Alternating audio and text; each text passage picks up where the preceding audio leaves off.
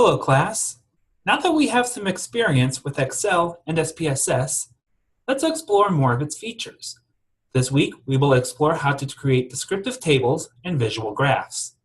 We shall start with Excel. If you have yet to do so, download and open the file and icon called Library. You will use this file for most of the first few weeks of the course. This data looks at 50 7th grade students in a junior high school.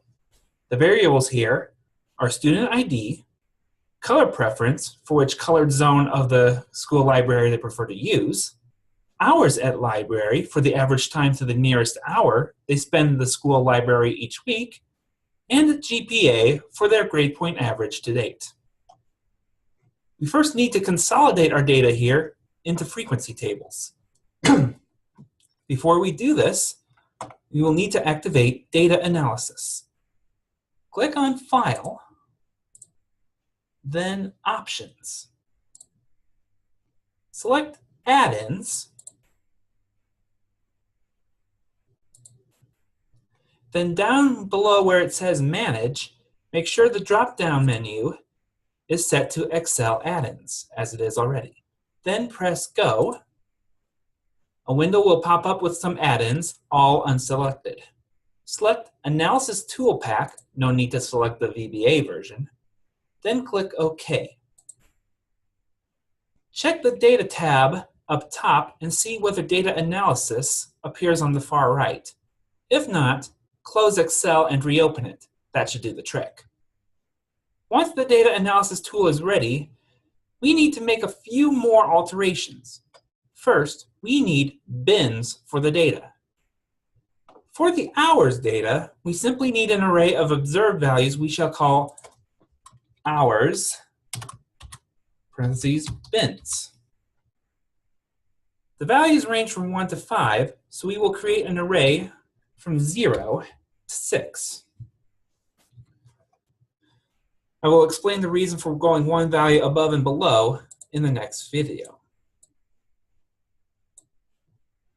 We will create a similar array for GPA, but this will be treated a little differently. First, let's take a quick look at the range of GPA scores. In any cell of your choosing, enter the function equals min, parenthesis, D2, colon, D51. Press enter or return, then enter equals max D2 to colon D51 in another cell. You should get 1.56 and 3.56 respectively. Let's create 6 intervals of GPA scores. The first will cover 1.0 to 1.5, again, one interval below. And we'll continue up to 3.5 to 4.0. For GPA bins,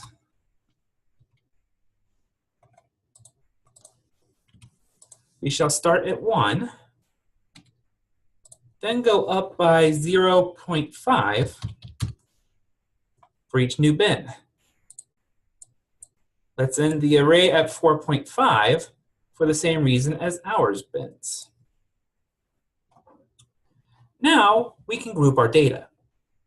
Click on the Data Analysis tab in the Data tab, assuming you have the add-in activated. Choose Histogram and click OK. First, we will work with the hours data. For the input range, you may manually select all the values in column C, like so, or you can just type C1 colon C51. For bin range, select everything in your column for hours bins, like so, and include the titles. Because if you have the row 1 columns included, make sure to check labels. Next, we will put the table this will create in the same worksheet. So select Output Range and make sure to click in the cell block here. Then just enter any cell name to the right of your current data. I'll use L1.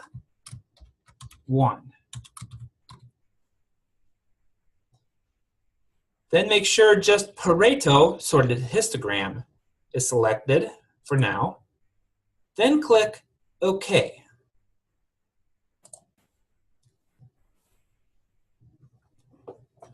This will give us a table of frequencies for each value of hours in our data.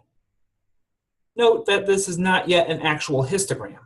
We'll get to that in a future video.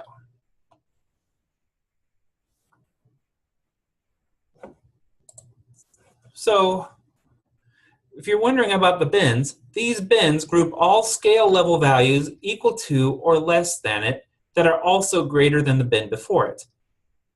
For hours, we only deal with whole numbers from 1 to 5, so we essentially get straight counts of each value.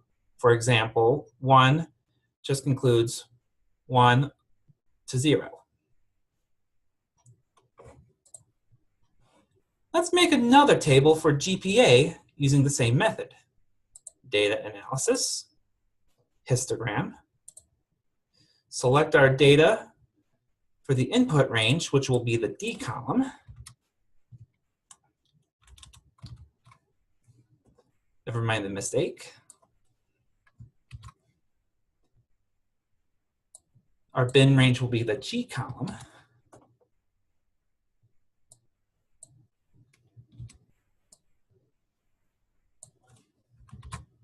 Make sure that it goes all the way to 9. Choose a new area for our output range. I think L12 should do. Then click OK.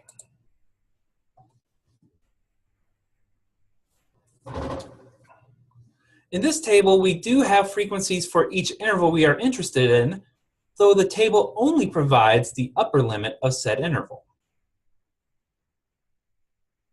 To fix this, we shall create an array with the interval names in it.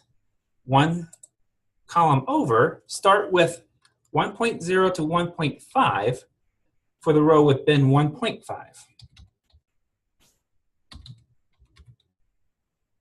Do this for the rest of the rows. Note that you will have to do this by hand.